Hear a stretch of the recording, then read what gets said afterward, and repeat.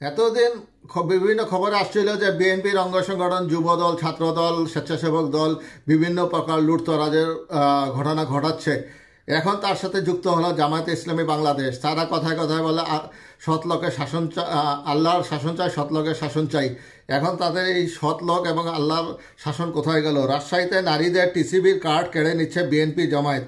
অভিযোগ অস্বীকার জামায়াতের। বিএনপির দাবি কার্ড হালনাগাদের কাজ করছেন তারা। দলীয় নেতাদের কথায় ওয়ার্ড সচিবকে বদলির অভিযোগ। কি কারণে তারা হালনাগাদ করছেন? তারা কি ক্ষমতায় আছেন নাকি কোনো পোস্টে আছেন যে বিএনপি এই ধরনের কথা বলছেন? ক্ষমতায় যাওয়ার আগেই তারা যদি এই ধরনের আচরণ করে, ক্ষমতায় গেলে তারা আওয়ামী লীগের চেয়ে আরও ভয়ঙ্কর রকমের ফেসিবাদী গোষ্ঠী হবে। আমরা অতীতে বিএনপির কর্মকাণ্ড দেখেছি যা বাংলার জনগণ ভুলতে পারেনি।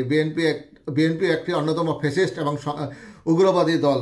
তারা লুটতরাজের মাধ্যমে দেশকে ধ্বংস করে দিয়েছিল একসময়। এখন বর্তমানে তারা একই কর্মকাণ্ড চালাচ্ছে এবং তারা নিশ্চিতভাবে ধরেই নিয়েছে যে তারা ক্ষমতায় যাচ্ছে।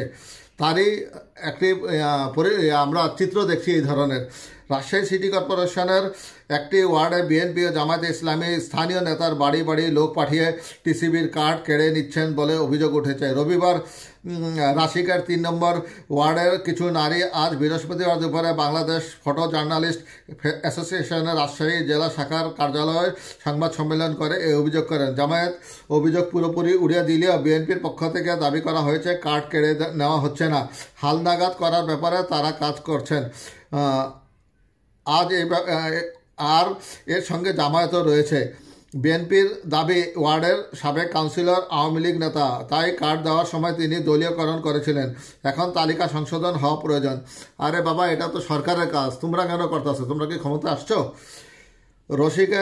রাশিকা 3 নম্বর ওয়ার্ডে টিসিবি কার্ডের সুবিধাভোগী 2533 জন। এর মধ্যে সংবাদ সম্মেলনে এসেছিলেন দাসপুকুর মহল্লার নীলুফা বেগম,